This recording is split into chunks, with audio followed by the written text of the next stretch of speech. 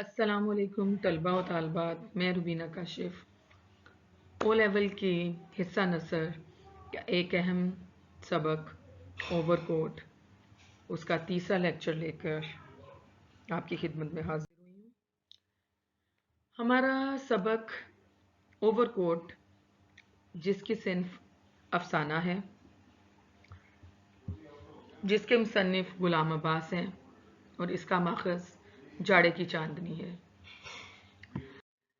خلاصہ دیکھ لیتے ہیں۔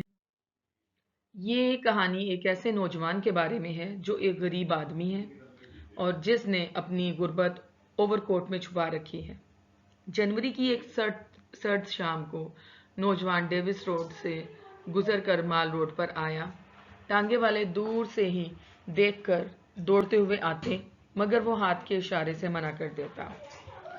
مال روڈ کے کنارے سیمنٹ کے ایک بینچ پر بیٹھ کر ہر آنے جانے والے شخص کو وہ غور سے دیکھتا رہا۔ وہ ایک بار پھر مال روڈ پر چلنے لگا۔ کبھی وہ کسی ہوٹل کے باہر کھڑا ہو کر میوزک سنتا، تو کبھی کسی قالین والی دکان پر جا کر قالین دیکھنے لگتا، کبھی کسی میوزک کی دکان میں گھس جاتا اور کبھی کتابوں کے سٹال پر رک کر کتابیں دیکھنے لگتا۔ اسی طرح وہ مختلف دکانوں پر مٹک گشت کرتا رہا۔ پھر وہ دوبارہ سڑک پر آ گیا۔ اچانک اس کی نظر ایک جوڑے پر پڑی جس کی باتیں سننے کے لیے اور ان کی شکل دیکھنے کے لیے وہ ان کے پیچھے چلنے لگا۔ اچانک وہ سڑک پار کر کر دوسری طرف جانے لگے تو نوجوان نے بھی ان کا پیچھا کرنا چاہا، لیکن بدقسمتی سے ایک تیز رفتار گاڑی اسے کچلتی ہوئی گزر گئی۔ کچھ راہگیروں نے اسے اٹھا کر جلدی سے ہسپتال پہنچایا، مگر وہ زخموں کی تاب نہ لا کر فوت ہو گیا۔ جب پوسٹ مارٹم کے لیے اس کے کپڑے اتارے جا رہے تھے تو اوور کوٹ میں بظاہر خوشحال دکھائی دینے والا نوجوان، اس کے گلے کے نیچے کالر کیا سرے سے قمیض ہی نہیں تھی۔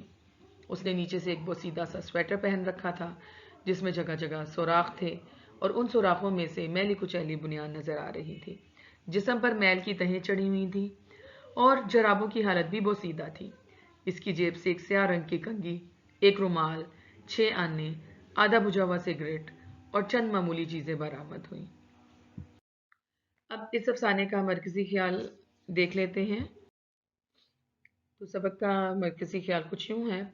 اس افسانے کے ذریعے غلام عباس نے ہمارے معاشرے کی ایک تلخ اور کڑوی حقیقت کو بیان کیا ہے۔ ہمارے معاشرے اور ہماری زندگی میں دکھاوا، نمود و نمائش اور منافقت آ چکی ہے۔ ہر شخص نے اپنے چہرے پر ایک خول چڑھا رکھا ہے جس کے ذریعے وہ اپنے باطن کو چھپانے کی کوشش کرتا ہے۔ اس باطن میں اس کا منفی متضاد اور محرومیت کا عکس چھپا ہے۔ یہ ہمارے معاشرے کا المیہ ہے کہ ہم ظاہری حسن کو ہی دیکھتے ہیں اور دولت کو ہی عزت کا معیار سمجھتے ہیں۔ ایسے معاشرے اور ایسی شخصیات کا انجام ہمیشہ ہولناک ہی ہوتا ہے۔ امید کرتی ہوں اسٹوڈنٹس آپ کو مرکزی خیال اور خلاصے کی مدد سے اب اس سبق کا مزید سمجھ آ گئی ہوگی، اور اس خلاصے اور مرکزی خیال کی مدد سے اس سبق کا کوئی بھی تجزیاتی سوال لکھنے میں آپ کے لیے کافی آسانی ہوگی۔ ایک نئے چیپٹر کے ساتھ اور اس کی تنقیدی جائزے، اس کے خلاصے اور مرکزی خیال کے ساتھ دوبارہ حاضر ہوں گی۔ اس وقت تک کے لیے مجھے اجازت دیجیے۔